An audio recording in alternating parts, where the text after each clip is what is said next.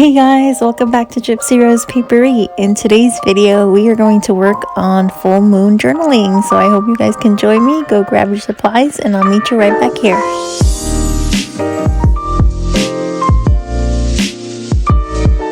First, let's start with a candle because I can't seem to get anything creative done without a candle burning. So here I have my winter journal and I'm just trying to find the perfect spot. I really wanted to do this page because of the trees, but that flip out was kind of messing with me. So I decided on this one instead because it's nice and plain. So while I'm getting prepped here, I just wanted to take a moment to say that anything that I speak of in this video is derived from my own personal research, my own personal beliefs, my own personal practices. Do we see a theme here? I think the theme here is that it's my own personal sort of thing, and I don't want anything in this video to be taken as fact. Definitely do your own research. I will also include any links that are pertinent so that you guys can also look that up yourselves. So here I'm just getting started by adding my base layer.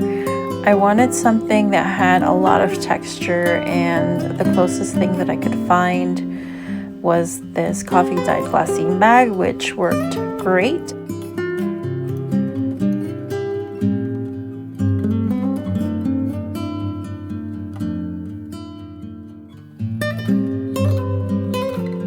And you're gonna see pretty quickly that I am not committed to anything at the beginning stages. I'm kind of just laying things down that feel right. They may or may not end up even being part of the spread, but at this point I'm just creating layers, which I think is important because I think part of the purpose of layers is not just to create a look, but also to kind of get your brain sort of working in that creative space and getting those juices flowing. So I see that as a big part also of creating a journaling spread.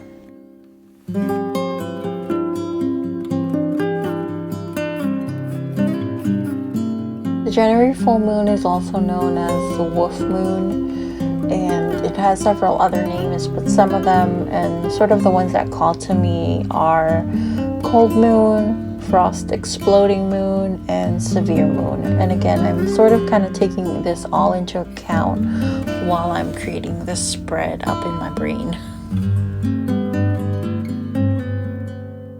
Another fun fact is that for hundreds of years now, some, if not most farmers, believe that the moon controls the moisture in the soil, the same way it controls the ocean tides via gravity. Me personally, I sort of apply this idea to my everyday life with the belief that the moon can also control the energies around and within me. So part of my full moon journaling emphasis is on time stamping those energies onto the page via journaling.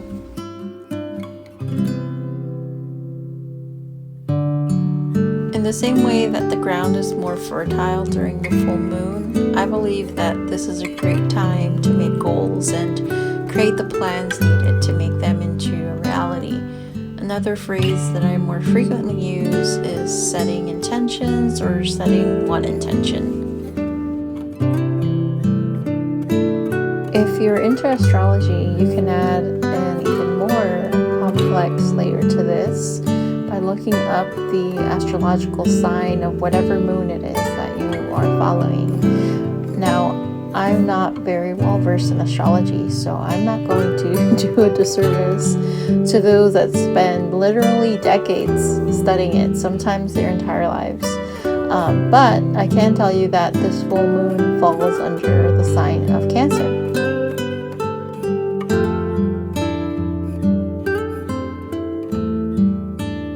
A little bit more about Cancer, the astrological sign, is that it deals with emotions and balancing them.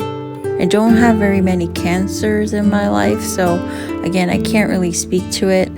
I would say that this moon would probably be ideal for setting intentions that also deal with some sort of emotion or releasing blocked emotion, anything like that. However, it doesn't necessarily have to be. The one thing I want you to get out of this is that this can be whatever you want it to be. You can set the intentions that you want. You can have it mean whatever you want. And I, again, highly recommend and encourage you doing your own research. So one of the things I wanted to include in the spread obviously were moons, and I couldn't have found a better piece of scrap paper to include in here. But what I did notice was that now that side was really dark, so I found this piece of book paper which I'm going to put behind those two layers to kind of separate them and balance that page out. And now the other page feels too light, so I added not a dark layer, but definitely on the darker side of the color scheme. And in addition to that, I wanted to include a lot of nature in the spread to kind of pay tribute to that wolf energy. So I found this little piece of scrap with like some autumn leaves. Obviously, we're not in autumn, we're in winter, but I just thought it looked perfect in here.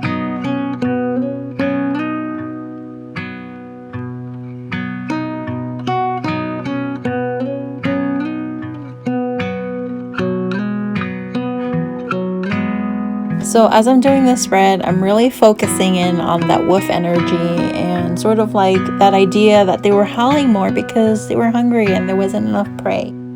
So in my spread, I'm going to provide them with prey. This little, I think it's a hare or a bunny, I can't tell, that I found. And then I just use that little strip of green paper to kind of offset and really make it pop. So the jumping off point for this journaling spread and sort of what inspired that idea was this really simple hand lettering sample. I just really liked the look of it. I don't do full moon spreads around my intentions every single month. It kind of like ebbs and flows, but this time it definitely did ebb and flow, thanks to this hand lettering sample. So I just wanted to throw that in there because it's really sort of random, but also so very true of like creativity and how unpredictable it is and how we just need to be open to letting those things flow in, as opposed to sort of chasing them, which was something that I was doing last year, where I was like trying so hard to stay creative and sort of like stick to a schedule, and that just doesn't work.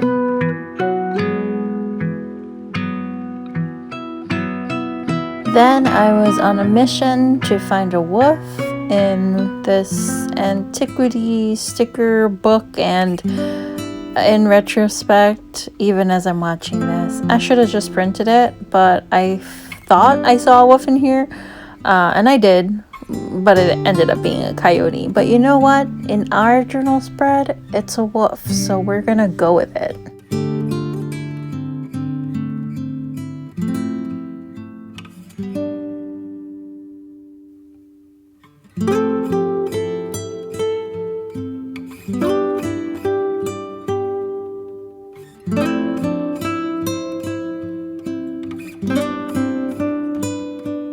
Some final thoughts here before we are done is that I think of intentions as wishes, which is why I didn't reveal my intention here, but know that everything on these pages is related to that. And if you try your own full moon journaling, I want you to really hone in on that intuitive side.